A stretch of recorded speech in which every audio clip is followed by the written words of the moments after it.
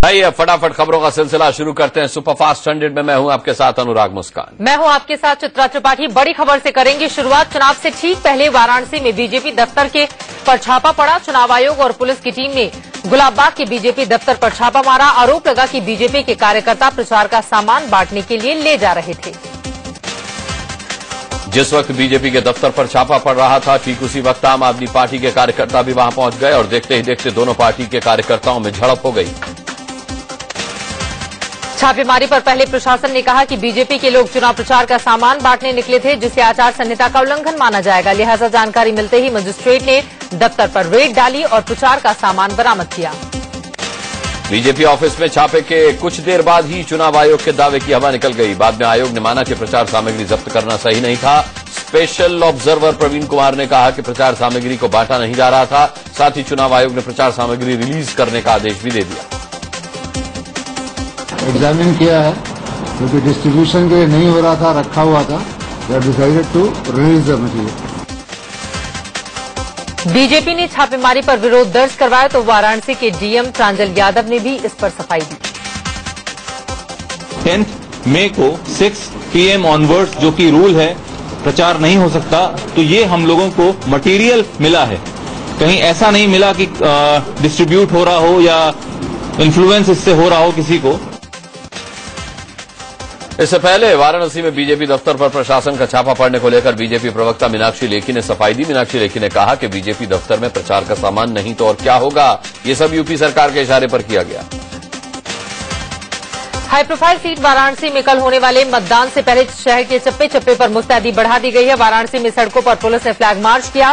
Flag march में UP police के साथ साथ अर्धसैनिक बलों की टुकड़ियां भी थीं।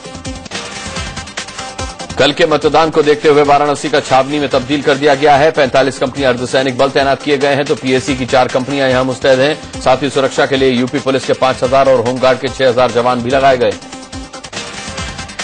मतदान से पहले वाराणसी के घाट सूने दिखने लगे हैं। जिन बाहरी लोगों का यहां चुनाव प्रचार के लिए तांता लगा हुआ था, उन्हें बाहर का रास्ता दिखा दिया गया है। पूजा पाठ के लिए आने वाले लोगों पर भी खास नजर रखी जा रही है।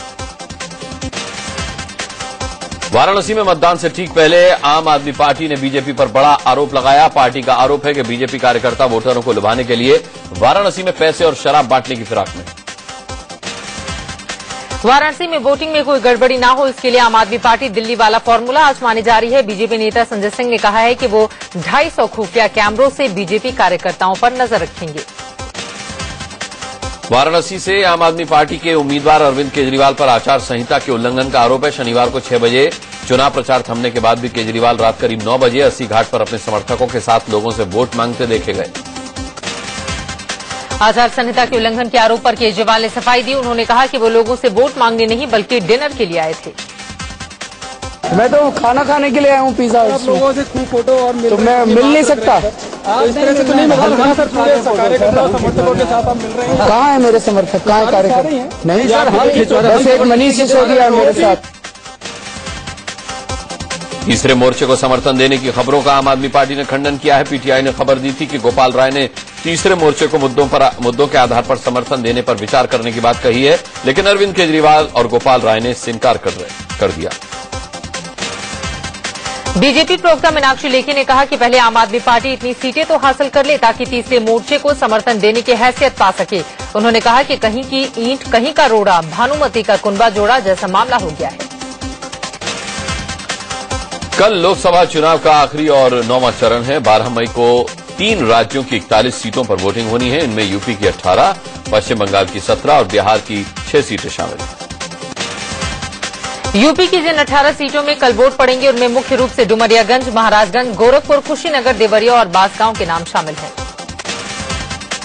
यूपी के लालगंज, आजमगढ़, घोसी संसदीय क्षेत्र के लिए भी कल मतदान होगा। इसके अलावा सलेमपुर, बलिया और जौनपुर सीट पर भी कल लोग अपने मताधिकार का इस्तेमाल करेंगे। इसके अलावा यूपी के मछली शहर, गाजीपुर, चंदौली सीटों पर भी कल वोट पड़ेंगे। साथ ही वाराणसी, मिर्जापुर और रॉबर्ट्सगंज में भी लोग कल मतदान करेंगे। कल बिहार की जिन 6 सीटों पर वोट पड़ेंगे उनमें वाल्मीकिनगर, पश्चिमी चंपारण, पूर्वी चंपारण, वैशाली, गोपालगंज और सीवान के नाम शामिल हैं। कल के चुनाव में सभी की नजर हाई प्रोफाइल सीट वाराणसी पर रहने वाली है। यहां से बीजेपी के पीएम कैंडिडेट नरेंद्र मोदी उम्मीदवार हैं तो उन्हें चुनौती दे रहे हैं आम आदमी पार्टी के अरविंद केजरीवाल और कांग्रेस के अजय राय। कल कई हाई प्रोफाइल नेताओं की किस्मत का फैसला भी होने वाला है। आजमगढ़ में समाजवादी पार्टी के अध्यक्ष मुलायम सिंह यादव तो कुशीनगर में गृह राज्य मंत्री आरपीएन सिंह की किस्मत दांव पर है। यूपी की मुजफ्फरनगर लोकसभा सीट पर चुनाव आयोग ने 3 मतदान केंद्रों पर रीपोलिंग के आदेश दिए हैं। यहां बूथ कैप्चरिंग की शिकायत मिलने के बाद दोबारा वोट डाले जाएंगे। कल आखिरी चरण के बाद चुनाव के बाद इंडिया न्यूज ने सबसे सटीक एग्जिट पोल का इंतजाम किया है। कल शाम 5 बजे से एग्जिट पोल आप इंडिया न्यूज पर लगातार देख सकते हैं। नरेंद्र मोदी के बाद बीजेपी अध्यक्ष राजनाथ सिंह ने भी आरएसएस पदाधिकारियों से मुलाकात की। दिल्ली में ये मुलाकात करीब 1 घंटे चली। मीटिंग में आरएसएस से भैयाजी जोशी, सुरेश सोनी, दत्तात्रेय होसबोले, कृष्ण गोपाल मौजूद रहे। सूत्रों से खबर है कि राजनाथ सिंह और संघ पदाधिकारियों में नई सरकार के समीकरण को लेकर चर्चा हुई। हालांकि राजनाथ का कहना है कि चुनाव में सहयोग देने के लिए वो आरएसएस का शुक्रिया कहने आए थे। ये तो अपना परिवार है, बराबर मिलते जुलते रहते हैं, क्योंकि सारे देश में संघ के कार्यकर्ताओं ने इस बार अथक परिश्रम किया है, तो स्वाभाविक है संघ मुख्यालय पर मैं आभार व्यक्त करने के लिए गया था। मीटिंग में आरएसएस प्रमुख मोहन भागवत नहीं थे, इसीलिए राजनाथ सिंह ने उनसे फोन पर बात की। कहा यह भी जा रहा है कि बीजेपी के कुछ बड़े नेताओं को सम्मानजनक पद देने को लेकर भी बातचीत हुई है। राजनाथ सिंह के साथ मीटिंग में मौजूद रहे आरएसएस के पदाधिकारी दत्तात्रेय होसबोले ने सियासी रणनीति पर चर्चा होने से इनकार किया। एक जनरल एक सौहार्द भेंट, इट वॉज ए जनरल एक अफेक्शनेट मीटिंग था। भारतीय जनता पार्टी के अंदर वो करेंगे, वो यहाँ कोई ऐसे कोई स्ट्रेटेजी पॉलिटिकल सिनेरियो नहीं हुआ। आरएसएस पदाधिकारियों से मोदी और राजनाथ की मुलाकात पर कांग्रेस ने निशाना साधा है। कांग्रेस प्रवक्ता मीम अफजल ने कहा कि बीजेपी नेता संघ परिवार की गुलामी करने आरएसएस दफ्तर पहुंच जाते हैं। जेडीयू महासचिव केसी त्यागी ने कहा कि सरदार पटेल को आरएसएस ने लिखित में दिया था कि वो कभी कोई सियासी हस्तक्षेप नहीं करेगा, लेकिन मोदी और भागवत की भेंट के बाद ये गलत साबित हो रहा है। बाहुबली नेता मुख्तार अंसारी ने यूपी सरकार पर 3 कोर्ट की अवहेलना करने का आरोप लगाया है। उन्होंने कहा कि 3 कोर्टों के आदेश के बावजूद उन्हें प्रचार नहीं करने दिया गया। मकोका कोर्ट का आदेश, सीबीआई कोर्ट का आदेश और हाई कोर्ट के आदेश की अवहेलना हुई है और हमको जबरदस्ती रोका गया है, मऊ क्षेत्र में नहीं जाने दिया गया है और इसका जवाब जनता की अदालत में होगा। इससे पहले कल बाहुबली नेता मुख्तार अंसारी को चुनाव प्रचार के लिए मिला पैरोल बेकार साबित हुआ। शनिवार को उन्हें 1 दिन के लिए पैरोल पर आगरा सेंट्रल जेल से रिहा किया गया था, लेकिन उनके रिहा होने के कुछ देर बाद ही चुनाव प्रचार थम चुका था। दरअसल चुनाव प्रचार करने पैरोल पर बाहर आए मुख्तार अंसारी को सुनने के लिए मऊ में हजारों लोग इकट्ठा हुए थे, लेकिन पुलिस प्रशासन को औपचारिकता के नाम पर उन्हें यहां से वहां घुमाती रही, जिससे वो प्रचार के लिए मऊ नहीं जा पाए। मुख्तार अंसारी घोसी संसदीय सीट से कौमी एकता दल के उम्मीदवार हैं। उन्हें दिल्ली हाईकोर्ट ने चुनाव प्रचार के लिए 10 दिनों का पैरोल दिया था। पैरोल खत्म होने के बाद मुख्तार अंसारी को दोबारा सलाखों के पीछे भेज दिया गया है। नरेंद्र मोदी को हराने के लिए मुख्तार वाराणसी से कांग्रेस उम्मीदवार अजय राय का समर्थन कर रहे हैं। अमेठी में दिए गए विवादित बयान पर चुनाव आयोग ने अरविंद केजरीवाल को नोटिस भेजकर उनसे जवाब मांगा है। केजरीवाल ने कहा था कि कांग्रेस और बीजेपी को वोट देना खुदा और देश से गद्दारी करने जैसा है। बीजेपी के प्रधानमंत्री पद के उम्मीदवार नरेंद्र मोदी को फर्जी ओबीसी कहना कांग्रेस प्रवक्ता शक्ति सिंह गोहिल को महंगा पड़ गया है। अब एक शख्स ने गोहिल के खिलाफ अहमदाबाद के 16 थाने में एफआईआर दर्ज करवा दी है। शैलेश मोदी नाम के एक शख्स ने शिकायत की थी कि कांग्रेस नेता शक्ति सिंह गोहिल ने सियासी स्वार्थ के लिए पूरे मोरघांची समुदाय के खिलाफ टिप्पणी की है। दरअसल 8 मई को कांग्रेस नेता शक्ति सिंह गोहिल ने आरोप लगाया था कि नरेंद्र मोदी फर्जी ओबीसी हैं और अपनी मोरघांची जाति को सियासी फायदे के लिए मुख्यमंत्री बनने के बाद ओबीसी समुदाय में डाल दिया था। यूपी के मंत्री और समाजवादी पार्टी के नेता आजम खान ने एक बार फिर चुनाव आयोग पर निशाना साधा। उन्होंने चुनाव आयोग को बीजेपी का दफ्तर और बीजेपी की कठपुतली तक करार दिया।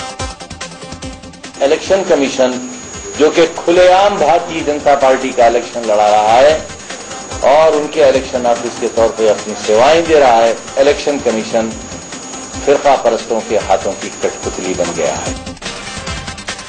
आजम खान यही नहीं रुके, उन्होंने तो लोकसभा चुनाव को ही अवैध करार कर दिया।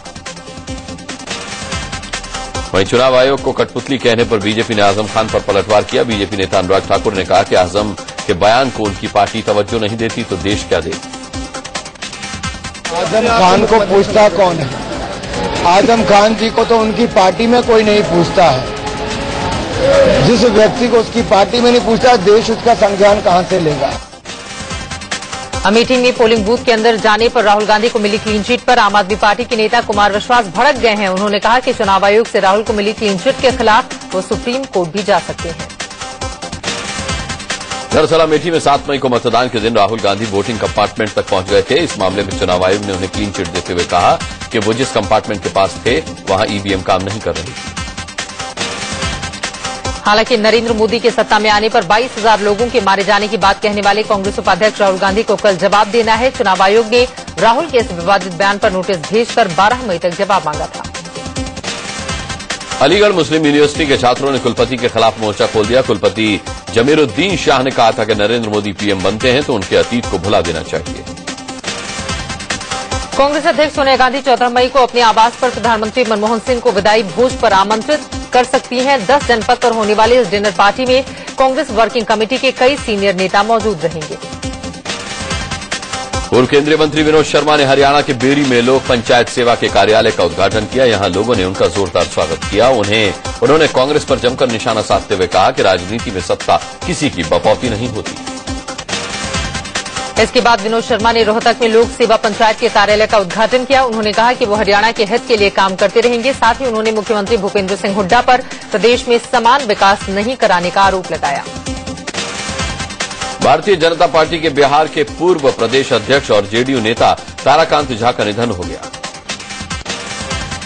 गुजरात के वलसाड़ में नरेंद्र मोदी की जीत के लिए बीजेपी कार्यकर्ताओं ने विजय अनुष्ठान यज्ञ का आयोजन किया। बीजेपी कार्यकर्ताओं ने भगवान से प्रार्थना की कि देश के अगले प्रधानमंत्री नरेंद्र मोदी बने। महाराष्ट्र के गढ़चिरौली में बड़ा नक्सली हमला हुआ। नक्सली हमले में 7 पुलिस वाले शहीद हो गए। नक्सली हमले की शिकार पुलिस वाले एक गाड़ी से जा रहे थे। लैंडमाइन धमाके से गाड़ी के परखच्चे उड़ गए। बताया जा रहा है धमाके के बाद नक्सलियों ने फायरिंग की। नक्सली हमले में 2 जवान भी गंभीर रूप से जख्मी हो गए, जिन्हें हेलीकॉप्टर के जरिए नागपुर लाया गया। बताया जा रहा है कि डीयू के प्रोफेसर जीएन साईं बाबा की गिरफ्तारी के विरोध में नक्सलियों ने यह हमला किया। दिल्ली विश्वविद्यालय के प्रोफेसर को महाराष्ट्र पुलिस की एंटी नक्सल यूनिट ने शुक्रवार को गिरफ्तार किया था। झारखंड के गिरिडीह में पुलिस ने एक घर में छापा मारकर भारी मात्रा में विस्फोटक जब्त किया। बताया जा रहा है कि नक्सली किसी बड़ी वारदात को अंजाम देने की फिराक में थे, जिसके लिए एक घर में बैठकर साजिश रची जा रही थी। जम्मू कश्मीर में बॉर्डर पर पाकिस्तान की तरफ से एक बार फिर सीज फायर तोड़ा गया। पुंछ सेक्टर में पाक सैनिकों ने इंडियन आर्मी के पोस्ट को निशाना बनाकर फायरिंग की। फास्ट 100 अमूल के बाद अब मदर डेयरी ने भी अपने दूध के दाम बढ़ा दिए हैं। फुल क्रीम मिल्क अब 46 की जगह 48 रुपए लीटर मिलेगा। गोरखपुर में चुनाव से ठीक पहले करीब 7,500 होमगार्ड के जवान प्रशासन के खिलाफ सड़क पर उतर आए। जवानों के मुताबिक सरकार की ओर से 650 रुपए भत्ता मिलने की बात कही गई थी, लेकिन उन्हें 450 रुपए ही दिए जा रहे हैं। दिल्ली में इंसाफ की गुहार लेकर सैकड़ों लोगों ने हरियाणा के सीएम भूपेंद्र सिंह हुड्डा के घर के बाहर प्रदर्शन किया। इन लोगों का आरोप है कि हिसार में 4 नाबालिग दलित लड़कियों से रेप किया गया है। इन लोगों का कहना है कि इंसाफ के लिए ये लोग करीब 1 महीने से जंतर मंतर पर धरने पर बैठे थे, लेकिन किसी ने भी इनकी नहीं सुनी। मेरठ के थाना कोतवाली इलाके में पानी पिलाने को लेकर लगाए जा रहे प्याऊ पर 2 गुटों में शुरू हुई कहासुनी हिंसा में तब्दील हो गई। झड़प में आने से 4 लोग घायल हुए हैं, जिनमें से 2 की हालत गंभीर बनी हुई है। गैस कीमत में बढ़ोतरी नहीं होने से मुकेश अंबानी की कंपनी रिलायंस इंडस्ट्रीज खफा हो गई है। दरअसल 1 अप्रैल से रिलायंस इंडस्ट्रीज को प्राकृतिक गैस की नई कीमत मिलनी थी, लेकिन आम आदमी पार्टी की शिकायत के बाद चुनाव आयोग ने निर्देश दिया कि चुनाव प्रक्रिया तक केंद्र सरकार रिलायंस को बढ़ी कीमतें न दे। बिहार के नालंदा में सड़क हादसे पर जमकर बवाल हुआ। गुस्साए लोगों ने बीच सड़क पर बस को आग के हवाले कर दिया। दरअसल यहां बस और ट्रैक्टर की जोरदार भिड़ंत हो गई थी। हादसे में 3 लोगों की मौत हो गई, जबकि करीब 2 दर्जन लोग जख्मी हो गए थे। पटना में एक बैग के गोदाम में भीषण आग लग गई। आग से लाखों की संपत्ति जलकर राख हो गई। बताया जा रहा है कि शॉर्ट सर्किट से उठी चिंगारी ने देखते ही देखते भीषण आग का रूप ले लिया। शनिवार को लुधियाना में एक नामी वुलन मिल में आग लग गई। पटना के मीना बाजार में एक दुकान में आग लगने से अफरा तफरी मच गई। दमकल की कई गाड़ियां घंटों बाद आग पर काबू पा सकी।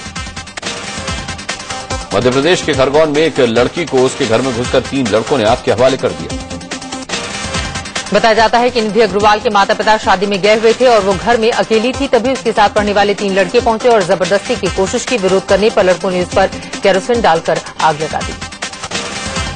दिल्ली में एयरफोर्स सार्जेंट की हत्या की गुत्थी पुलिस ने सुलझा ली। कानपुर में एक महिला ने अपने शराबी पति से तंग आकर खुदकुशी कर ली। पत्नी की खुदकुशी से सदमे में आए पति ने भी जहर खाकर जान दे दी। आगरा में पुलिस कस्टडी में एक लड़के ने जहर खा लिया। लड़के की हालत गंभीर बनी हुई है। इलाहाबाद में पेट्रोल पंपों की हड़ताल के चलते लोगों को परेशानी का सामना करना पड़ा। दिल्ली के लोधी कॉलोनी इलाके में इलेक्ट्रॉनिक की दुकान से 16 लाख का सामान चोरों ने उड़ा लिया। दिल्ली के मंडावली में पुलिस ने 2 शातिर महिलाओं को गिरफ्तार किया है। ये लोग एक महिला की चेन खींचती पकड़ी गई। मध्य प्रदेश के भिंड जेल में अवैध वसूली का गोरख धंधा सामने आया है। भिंड के इस जेल में करीब 1000 से अधिक कैदी बंद है और इन कैदियों के परिजनों की शिकायत इंडिया न्यूज के स्टिंग में अवैध वसूली का खुलासा हुआ था। भारी बारिश और बर्फबारी की वजह से केदारनाथ यात्रा कल तक के लिए रोक दी गई है। चारधाम यात्रा को लेकर उत्तराखंड सरकार के दावों की पोल खुलती हुई नजर आ रही है। केदारनाथ से लौटे श्रद्धालुओं ने बताया है कि सरकार ने न तो रास्ते ठीक किए और न ही हवाई सेवा शुरू की। पंजाब के संगरूर की रहने वाली डेजी गर्ग ने 12वीं की परीक्षा में दूसरा स्थान हासिल किया है। ओडिशा की पुरी में सैंड आर्टिस्ट सुदर्शन पटनायक ने एक शानदार कलाकृति बनाकर नाइजीरिया में बंधक बनाई गई 300 छात्राओं को छोड़ने की मांग की है। आईपीएल में कोलकाता नाइट राइडर्स ने किंग्स 11 पंजाब को 9 विकेट से हरा दिया। लुइस हैमिल्टन ने स्पेनिश ग्रें प्री जीत लिया है। इसके साथ ही हैमिल्टन ने फार्मूला 1 रेस में चौथी जीत अपने नाम की। इराक में हुई अलग अलग धमाकों और हिंसा में 20 लोगों की मौत हो गई, जबकि कई लोग घायल हो गए। अलकायदा प्रमुख ओसामा बिन लादेन के बारे में जानकारी देने वाले पाकिस्तानी डॉक्टर शकील आफरीदी के वकील ने केस छोड़ दिया है। अमेरिका के वर्जीनिया में एक हॉट एयर बलून में एकाएक आग लग गई। थाईलैंड में एक बार फिर से सत्ता के लिए प्रदर्शनों का दौर शुरू हो गया है। भारतीय मूल के एक अमेरिकी वैज्ञानिक विवेक रेड्डी ने बिना तार का दुनिया का पहला पेसमेकर तैयार किया। छत्तीसगढ़ की Shweta Tiwari Mrs Asia International India 2014 के लिए चुनी गई हैं। मिसेज एशिया इंटरनेशनल इंडिया के लिए देश भर से 3000 से ज्यादा आवेदन आए थे। बॉम्बे हाईकोर्ट ने चर्चित आरुषि तलवार मर्डर केस पर आधारित फिल्म रहस्य की रिलीज पर 13 जून तक के लिए रोक लगा दी है। अमिताभ बच्चन के मेकअप आर्टिस्ट दीपक सावंत की फिल्म लीडर में अभिषेक बच्चन और ऐश्वर्या काम नहीं करेंगे। स्पॉट फिक्सिंग मामले में सुर्खियों में आए क्रिकेटर एस श्रीशांत अब छोटे पर्दे पर ठुमके लगाते दिखाई देंगे। पंजाब के अमृतसर में पाकिस्तानी लोक गायक आरिफ लोहार ने अपने गीतों का जलवा बिखेरा।